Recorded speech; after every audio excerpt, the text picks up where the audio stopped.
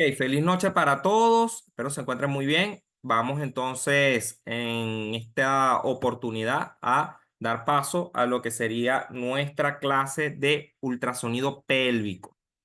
Bueno, muchachos, a grosso modo mencionarles que es otro de los estudios, casi siempre se acompañan del abdominal. Muy poco solicitan el abdominal solo, otros lo solicitan el pélvico solo, pero la mayoría les va a llegar como ultrasonido abdominopélvico. Indiferentemente como se lo indique, está bien hacer, ¿ok? Diferentes esferas patológicas, diferentes esferas de manejo, el mismo transductor, pero las indicaciones muy distintas una del otro. Entonces, vamos a tratar de sintetizar todo lo que podamos esta noche y bueno, sobre todo se lleven un material académico de primera, ¿ok? Bueno, vamos entonces a comenzar hablándoles. Vamos a decidir arrancar con ginecológico, porque las entidades que aquí se manejan son entidades, primero que nada, las que más les van a llegar y sobre todo conocer un poquito la anatomía le va a hacer refrescar mucho más el conocimiento a la hora de entrar a ecografía. Bueno, aquí les traigo un dibujo esquemático bastante representativo sobre lo que es o lo que son, mejor dicho, las estructuras ginecológicas, ¿no? Que conforman todo el aparato, ¿ok? De la pelvis femenina desde el punto de vista ginecológico. Entonces, bueno, aquí tenemos el útero principalmente. Recordar que a cada lado del útero tenemos hacia el aspecto laterosuperior los cuernos o el istmo, ¿ok? Y del istmo las trompas con cada una de sus porciones.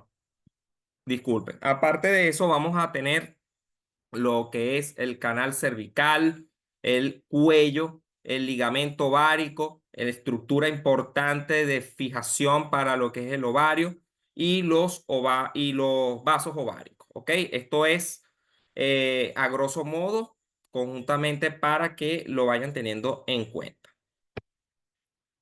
Bueno, muchachos, ya partiendo un poquito sobre las indicaciones a tener en consideración, fíjense que aquí les enumero las más importantes que quiero que se lleven en la noche de hoy. Principalmente las indicaciones son quísticas, tumoraciones, EIP, ¿ok? Sangrado vaginal anormal, embarazo ectópico. Bueno, el embarazo ectópico está dentro de la enfermedad pélvica inflamatoria y el dispositivo intrauterino, sobre todo en aquellos que están de implantación baja o los que están obviamente normoimplantados también para saber que está bien ubicado. Tenemos entonces dos tipos de ecografías a la hora de estudiar la parte ginecológica. Ya muchos conocen porque bueno, lo han mencionado, la ecografía transvaginal. Vamos a terminar hablando un poquito acerca de ella.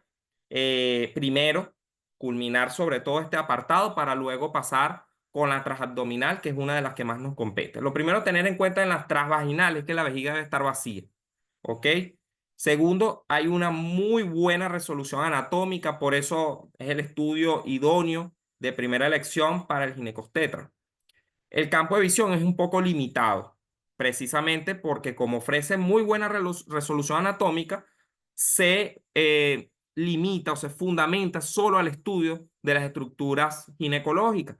Por lo tanto, una lesión de gran tamaño que ocupe también el abdomen, la cual no es descabellado pensarlo en la esfera ginecológica, porque muchas veces pasa, no se va a permitir estudiar con un transvaginal o un endocavitario. No se puede. Los ovarios de disposición alta o que estén muy lateralizados también suele ser bastante complicado para este transductor llegar a los mismos. Ahora bien, pasando al siguiente campo. Con la ecografía transabdominal tenemos un poquito de, vamos a mencionar ventajas, ¿no? Entre comillas. La primera es que debe tener la vejiga llena, ¿ok? Todo funciona como una ventana acústica para poder visualizar mejor al útero y a sus anejos. La otra es la visión global de los órganos pélvicos. Esto te permite estudiar bien el fondo de saco y no solamente el fondo de saco, sino también los espacios de la cavidad abdominal. Tiene un campo de visión limitado, si es verdad, puede limitarse, pero de manera relativa. ¿En qué sentido? Que la obesidad yo lo puedo, a pesar de que me llegue el paciente, yo puedo utilizar parámetros técnicos importantes para yo poder, en este caso, valorar un paciente obeso. Y también el útero en retroversión, que a veces también suele ser, en algunas literaturas específica que puede ser una limitante, pero no lo es tanto. Un útero en retroversión puede del mismo modo estudiarse de manera correcta. Entonces, bueno, aquí la técnica de exploración ecográfica, aquí tenemos el transductor, obviamente ya para conocer un poco, los que no han entrado en las clases pasadas, es un dispositivo, ¿ok? Que es la extensión directa del ecógrafo y que permite de alguna u otra forma recopilar, bueno, primero enviar el haz de ultrasonido y luego recoger la información propia de esas interfaces de haces ultrasónicas para llevarlas al monitor, ¿ok? Entonces, estos son básicamente las estructuras que valoramos de manera muy somera en la ecografía. Entonces, miren acá cómo vemos un corte transversal. Seguimos en un transductor convexo y aquí podemos observar una vista de la vejiga representada en el número 1 y en el número 2 el útero.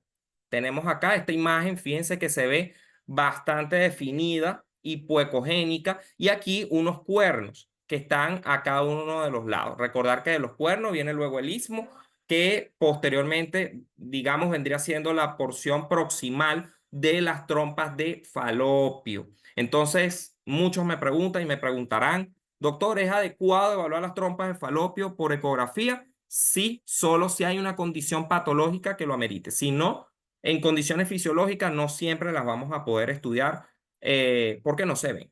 Ahora, suponiendo que giro el transductor y lo coloco en una proyección longitudinal, ya yo comenzaría a ver esta imagen que vemos acá. Fíjense que aquí se ve un poquito el ligamento suspensorio. Podemos observar el útero, ¿ok? En lo que sería el fundus, en lo que sería el cuerpo, en lo que sería el cervix y lo que es también el endometrio. La línea endometrial está justamente por el centro y es esta imagen que vemos acá, muy bien definida. Aquí se logra ver un cambio de cogenicidad con respecto al fundus y esto se corresponde al endometrio. El endometrio, como todos sabemos, puede cambiar de grosor por factores predisponentes, obviamente hormonales, la edad, entre muchos otros factores farmacológicos que pueden condicionar un engrosamiento del mismo. Pero estas son las imágenes ecográficas y cómo se deben ver. Se los traigo para que sepan cómo es adecuadamente la técnica de exploración. Ok, continuamos entonces con el transvaginal. El transvaginal, fíjense que la manera en la cual nosotros utilizamos el transductor, primero que nada, obviamente debemos colocar gel en el cabezal. Debemos luego proteger ese cabezal con, ya sea, muchos utilizan preservativos, otros utilizan unas mallas especiales que vienen con la forma que adopta el transductor, independientemente sea convex, sea lineal. Y bueno, el mismo permite de alguna manera proteger, ¿ok? Muy importante eso, porque esto no siempre se va a estar esterilizando, es preferible y es mucho, desde el punto de vista económico, mucho mejor adquirir esas fundas especiales, tratar de cambiarla cada vez que tengamos obviamente un paciente distinto. Entonces, bueno, colocamos por vía vaginal el transductor, se le explica a la paciente, porque a veces suele ser un poco incómodo, obviamente, y vamos a ver diferentes proyecciones, ¿ok? Primero que nada, tener en cuenta que esto sería caudal, esto sería cefálico, esto anterior y esto posterior. A veces, cuando esto vendría siendo una vista transversal, ¿ok? Muchachos, lo que sería en el convex, suponiendo que yo coloco el transductor acá arriba, o sea, estaría cortando de manera axial el útero. Entonces, esto sería el lado derecho del paciente y esto más o menos sería la imagen que nosotros obtenemos. Obviamente, tenemos que realizar la ecografía transvaginal, girar para yo poderles decir todos los planos y proyecciones que allí se pueden encontrar. Del mismo modo, siempre tengan en cuenta las mismas proyecciones que en la ecografía abdominal tradicional, la que habíamos valorado, donde podemos de alguna u otra manera utilizar como puntos de referencia las diferentes estructuras adyacentes. Esas estructuras nos van a ayudar a precisar, oye, esto es derecho, esto es izquierdo, esto es anterior o esto es posterior.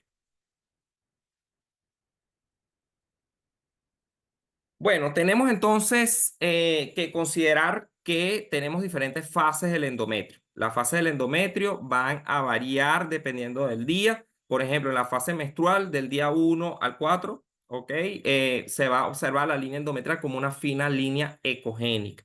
Ya cuando avanzamos al día 15 al 13, la fase proliferativa va a hacer que se engrose ese endometrio, inclusive adoptando ya un tamaño de 4 a 8 milímetros. En la fase ovulatoria ya es trilaminar. Miren aquí la morfología que adopta. Es decir, que tiene tres componentes o tres capas que van a observarse mucho más del día 13 al 16, más frecuente en el día 14. Y finalmente un engrosamiento mucho mayor de 1,4 centímetros a lo que puede llegar del día 16 al 28, ya en una fase 100% secreto.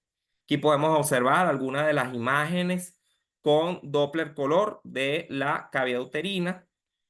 Y bueno, entrando un poquito en lo que serían los ovarios, igual debemos tener en consideración varias cosas. Cuando yo voy a explorar los ovarios, yo no siempre voy a colocar el traductor y verlos bien bonitos como se ven en esta imagen. No. Muchas veces el ovario necesitamos partir de dos puntos de referencia anatómica. El primero es el cuerno, porque teniendo en consideración el cuerno del útero, yo voy a poder saber de dónde va a salir anatómicamente el istmo y la trompa y tener en cuenta eso como una relación medial del ovario y teniendo en cuenta la relación lateral más importante que son los vasos ováricos. ¿Ok? Los vasos discurren casi siempre por el aspecto lateral, casi siempre también uno que otro uterino baja, pero lo más importante es que los vasos estén lateral. Cuando ustedes ubiquen los vasos y ubiquen el cuerno, allí ya tienen el espacio límite para buscar el ovario. No busquen el ovario si no conocen esos puntos de referencia porque no los van a conseguir nunca. Una vez ya tengan esa fosa para explorar, yo debería ya conseguir una imagen que es hipoecoica, que es ovalada, que es de borde bien definido, que puede tener múltiples folículos en su interior, dependiendo de la etapa del ciclo menstrual, y eso nos va a ayudar a identificar esto es el ovario derecho, por ejemplo, o este es el ovario izquierdo. Entonces miren aquí la forma que adopta, muy importante para que no se les olvide cómo ubicar. Aquí tenemos parte de lo que sería la fosa ovárica. Miren los vasos, cómo se observan captando el Doppler color. Y aquí el ovario. Siempre el ovario lo vamos a ver multifolicular. Es una de las principales entidades en las cuales nosotros vamos a ir teniendo como punto de referencia. Entonces, de las patologías pélvicas femeninas vamos a hablar de manera muy somera sobre los trastornos principales. De repente no vamos a lograr tocar todo porque es muy amplio. Patología pélvica, específicamente femenina, es muy largo. Entonces traté de reducir todo lo que pude para sintetizar y se puedan llevar el material más importante. Ok, muchachos. Partiendo de las estadísticas, a mí me gusta mucho orientarme desde el punto de vista de la epidemiología. La miomatosis uterina es el tumor más frecuente que vamos a conseguir. ¿Ok? Lo más importante es considerar de la miomatosis, antes de hablar de la ecografía, es la ubicación. Yo debo decir, ¿está intramural, está subseroso o está submucoso? Forma de precisarlo, intramural siempre va a estar en el miometrio, fácil de distinguir. Subseroso casi siempre va a estar hacia la superficie, hacia lo externo del útero. Claro, obviamente en comunicación directa con el útero. Y el submucoso va a estar más bien relacionado con el endometrio. O sea, pueden estar llegando al endometrio, produciendo líquido en el endometrio, inclusive son los más potentes para ser los miomas abortivos. En la parte degenerativa, muy importante esto, podemos conseguir dentro de los miomas componentes hemorrágicos, podemos conseguir componentes quísticos, podemos conseguir calcificaciones y obviamente una categoría importante que aquí les menciono, la malignización. Ya vamos a ir hablando de eso. Entonces, ¿cómo se ve cada una de estas cosas? Bueno, primero que nada hay que conocer el útero, Fíjense que la lesión miomatosa es una lesión de muy fácil percibirlo porque es algo que ustedes se van a dar cuenta, oye, hay una disrupción del tejido uterino normal, hay una imagen que está ocupando su ecoestructura o su arquitectura ecográfica y esa imagen pues se va a ver hipoecogénica. ¿Por qué se va a ver hipoecogénica? Porque es de contenido sólido. Acuérdense que es tejido muscular. ¿Ok? Bueno, muchachos, esta es la imagen típica de un mioma. Siempre lo van a ver así, bien definido, distorsiona la ecotextura uterina, puede rechazar estructura, puede tener vasculatura, como puede tener todos estos componentes de generación que ya les mencioné anteriormente. Importancia, precisar anatomía. ¿Está hacia afuera, está hacia adentro o está en miometrio? Fíjense que aquí este, por ejemplo, tiene una importante relación con el miometrio, porque fíjense que aquí continúa básicamente todo el tejido miometrial, se va hacia este lado, lo que nos puede llegar a suponer que se trate de un intramural. Aquí podemos observar también la adenomiosis. Principalmente la adenomiosis, hay que tener en cuenta que el útero va a estar aumentado de tamaño principalmente y puede haber un engrosamiento asimétrico e irregular del miometrio. Hay que tener en cuenta eso con respecto también al Doppler, el cual nos va a decir que va a estar aumentado. En la adenomiosis puede ser ya sea difuso o puede ser focal. Esas son las dos formas de presentación de la adenomiosis. La primera, bueno, un engrosamiento difuso de la zona de la línea de unión. Estos son criterios ecográficos. Tenemos también dilatación quística de las glándulas endometriales. Tenemos estrías lineales y tenemos pequeños focos hemorrágicos. Aquí podemos observar algunas de las entidades de la adenomiosis. Y fíjense que aquí primero obedece muy bien lo que es el engrosamiento difuso de la zona de la línea de unión.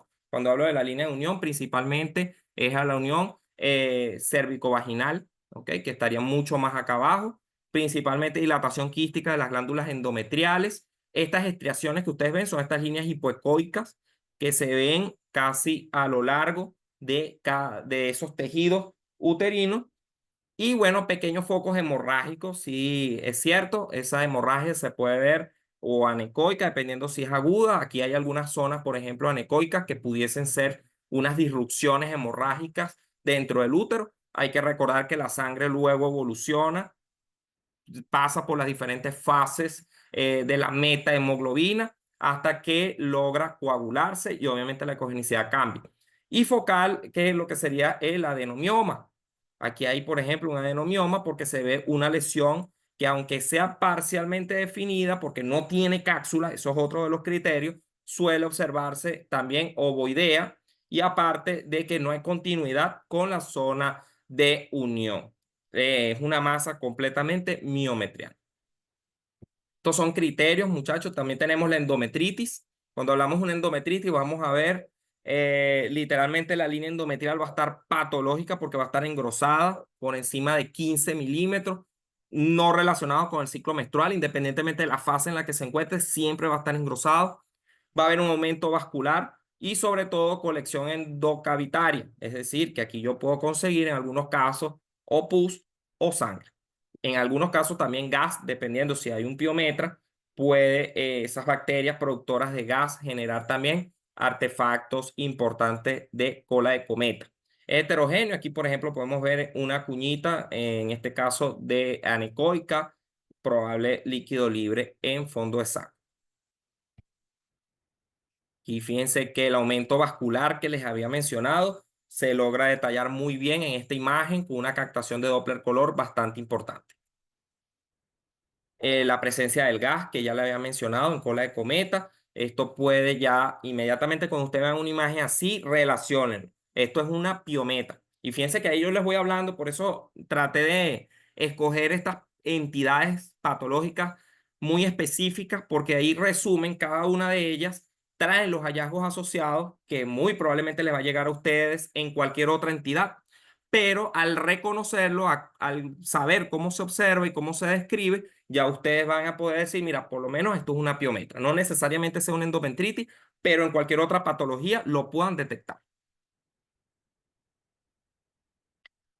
Bueno, tenemos otros trastornos endometriales, entre ellos la atrofia, casi siempre relacionado con un estado hipoestrogénico, menopausia o inducido por medicamentos principalmente, o hipertrofia. Y aquí, si esto es el hipoestrogenismo genera atrofia, en este caso sería el hiperestrogenismo. Anovulación crónica, la misma obesidad o el mismo tratamiento estrogénico va a condicionar un útero pues mucho más grande, de un tamaño bastante mayor, condicionado por el endometrio. Podemos conseguir también entre los trastornos endometriales el pólipo endometrial, muy importante. Casi siempre este pólipo endometrial lo vamos a conseguir dentro de la cavidad endometrial. ¿En qué se come eso? Bueno, vamos a ver si este es el endometrio, que aparte tiene suficiente líquido libre en la cavidad endometrial.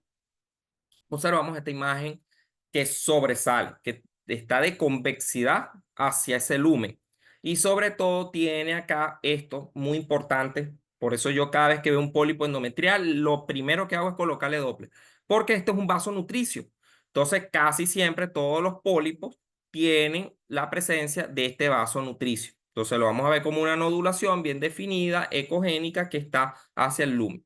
Hay que hacer diagnóstico diferencial, obviamente, con el mioma submucoso. Recuerden que les dije que el submucoso tiene mucha afinidad con la cavidad endometrial y son los que potencialmente abortivos. Entonces, la hiperplasia endometrial también es uno de los diagnósticos diferenciales. Aquí podemos observar la presencia de los diferentes pólipos. No solamente es la presentación que les pasé. Es importante ahora, muchachos, pasando un poquito al área neoplásica, oncológica, lo que acá los ginecólogos, oncólogos les llega al día a día, que es el ADC endometrial. ¿Ok? En este caso es el más frecuente del tracto genital y cursa con metrorragia en el 90% de los casos. Obviamente ya en pacientes posmenopáusicas, pues son mucho las entidades de metrorragia, sobre todo en la ADC. Y en el ultrasonido transvaginal vamos a observar primero que nada grosor endometrial eh, o al Doppler color transvaginal las señales vasculares intratumorales. Hay que recordar que siempre es necesario colocarle Doppler color, pero también analizar el detalle espectral, porque muchas veces los índices de resistencia suelen ser bajos en vasos que son neoformados o a través de la neoangiogénesis. Estos son vasos obviamente frágiles, vasos que no soportan resistencia, porque son vasculatura neoformada. Entonces, en ese caso es muy importante que tengan en cuenta siempre los índices de resistencia que van a estar bajos. Eso nos va a hablar principalmente de malignización. Por eso les mencioné esa palabra al inicio. Fíjense aquí cómo podemos ver esta gran imagen heterogénea, de mayor ecogenicidad que el tejido uterino circundante, de bordes bien definidos, con captación de flujo Doppler color a predominio central. Debe medir inclusive mucho más de lo que mide un endometrio normal, y esto nos hablaría principalmente de una lesión tumoral. A descartar siempre, muchachos, con el índice de resistencia, que no se trate de un ADC. Más de los pólipos, en este caso endocervicales, muy parecidos a los pólipos endometriales, pero aquí en este caso se ven iso o ecogénicos, bien delimitados, y el pedículo que la une a la mucosa. Fíjense aquí, este pedículo que allá era más bien sésil, aquí es más pediculado. El Doppler color igualito va a tener su captación pedicular. Para los que no saben cómo se ve la captación pedicular, aquí se las traigo para que lo observen. Miren cómo está captando el flujo Doppler lo que sería el pólipo. Continuamos con los cuerpos de inclusión, en este caso haciendo referencia a los quistes de Nabot. Los mismos se encuentran principalmente en el canal cervical, principalmente, y hay que tener en cuenta que son lesiones anecoicas, bien definidas, obviamente están cerca del canal cervical, miden muy poco, llegan a medir 3, 4 centímetros, muy raro, siempre son pequeños. Y la alteración de la arquitectura del cervix. Siempre hay que hacer diagnóstico diferencial de cualquier quiste ovario, sin embargo, no veo necesario hacer ese diagnóstico diferencial porque ustedes van a precisar bien dónde están los ovarios antes de observar estas imágenes. Otro de los quistes, en este caso, pues un poquito más voluminosos. Y bueno, ya entrando a lo que sería, muchachos, el sea de cuello uterino. Esto es muy importante, es una de las principales causas de muerte a nivel mundial, el SEA de cuello uterino. Por lo tanto, la obligación que tenemos de precisar de manera correcta cada una de estas estructuras. Entonces, es importante que siempre valoremos sobre todo cómo se ven cada una de estas lesiones y que en este caso sepamos que estas masas que ustedes vean mal definidas, con gas, heterogéneas, irregulares, obviamente con un neoflujo bastante importante, una captación bastante acentuada, con esos índices de resistencia bajos. Muchachos, con esos criterios diagnósticos que yo les estoy dando, por favor, no dejen pasar ninguno de estos trastornos de tipo neoplásico porque son cáncer hasta que se demuestre lo contrario. Se lo digo, muchas veces llega el paciente, deja pasar las fases precoces, deja pasar las fases intermedias, hasta que cuando llega ya es un CA invasivo, como esta imagen que aquí les traigo. Esto se los menciono porque es pan diario de cada día, pan diario del ginecólogo, del oncólogo, pan diario de los hospitales oncológicos. Entonces es importante que siempre sepamos los diagnósticos por lo menos ecográfico, que la ecografía nos puede brindar para yo poder detectar estas patologías. Otro ejemplo de CA de cuello uterino, donde podemos observar, pues, no solamente gas, no solamente áreas de generación, que probablemente sean necróticas, sino una captación de flujo Doppler, pues, bastante importante. Entonces, es necesario que tengamos en valoración esto, muchachos. Bueno, muchachos, ya entrando un poquito acerca de los trastornos ováricos, el quiste ovario. Quiste ovario siempre es el más importante aquí, siempre destacarlo, porque primero es muy fácil diagnóstico. Ya les he enseñado anteriormente cómo se diagnostica un quiste, sobre todo teniendo en cuenta cómo se observa, ustedes van a poder disculpen, ustedes van a poder de alguna u otra forma, ya de una vez detectado, categorizarlo, decir si es simple, si es complejo, decir cuánto mide, dónde está. Es para mí suficiente y me sentiré realizado que ustedes hagan ese tipo de ejercicio cuando vean un quiste en su práctica ecográfica. Los quistes principalmente hay una mnemotecnia que te dice el 1, 2, 3. O sea, si mide 1, principalmente descartar folículo. Si mide 2, principalmente descartar graf o folículo dominante. Y si mide por encima de 2,5, 3 centímetros, ya hablamos de un quiste. Eso es una mnemotecnia para que lo tengan en cuenta y nunca se les olvide cuándo es folículo, cuándo es graf y cuándo es quiste. No todos son quistes, no todos son folículos. La imagen quística simple mayor 2,5, la regresión con la menstruación son casi siempre ya denominados quistes funcionantes. Muy poco el ecografista logra darle el apellido de funcionante porque son pacientes que no siempre regresan una vez se le quita la menstruación para poder dar ese diagnóstico. Aquí podemos observar el ovario y podemos observar esta gran imagen anecoica, de borde bien definido, redondeado, esférico, con reforzamiento acústico posterior, lo que nos da el diagnóstico específico. En los trastornos ováricos, también el quiste hemorrágico es necesario nosotros evaluarlo. ¿Cómo determinamos primero que esto es un quiste? Por el reforzamiento que deja aquí abajo. Ya con esto sé que no es sólido. ¿Ok? Eso es importante. Por eso los artefactos nos ayudan, como se los había dicho en un primer momento, que tengamos en valoración siempre, sobre todo, que tengamos en cuenta que el quiste hemorrágico lo vamos a ver con detritos internos obviamente en toda su ecoestructura. Entonces, aparte de eso, el nivel líquido-líquido que puede estar presente, los tabiques o las formaciones de tabiques también pueden estar, o septos, ¿ok? También lo pueden conseguir así. O líquido libre en los ecos internos y puede tener captación periférica de índice de resistencia mayor de 0,5. En este caso sí, porque es una lesión benigna. Y aquí podemos observar la imagen. Mírenla acá.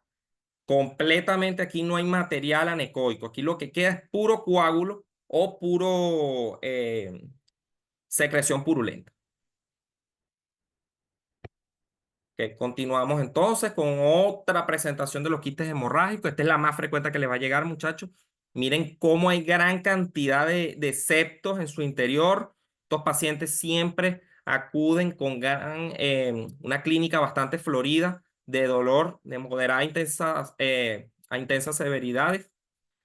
Y tenemos acá entre las masas anexales el quiste de cuerpo lúteo. También es importante. Muchas veces dicen, oye, esto es una patología que el paciente está presentando. No siempre, ellos regresan espontáneamente. Pueden alcanzar 10 centímetros. Y lo más importante es el engrosamiento de la pared. Hay que verlo muy bien. Y el Doppler de anillo de fuego. No se rompe el folículo, pero aparece la fase lútea. Esto es una de las características principales para decir que es de cuerpo lúteo. Y ahí están sobre todo las imágenes como se ven. Diagnóstico diferencial, embarazo ectópico. Siempre el quiste de cuerpo lúteo es una cosa impresionante, pero siempre hace dudar muchísimo al ecografista principiante, disculpen, o el que está comenzando la ecografía. Suele ser un poquito complicado desde el punto de vista ecográfico. Obviamente la beta-HCG, obviamente otra de las clínicas adecuadas para el diagnóstico diferencial pudiese ser de gran ayuda. Entre las masas anexiales también tenemos el quiste de chocolate, también llamado el endometrioma.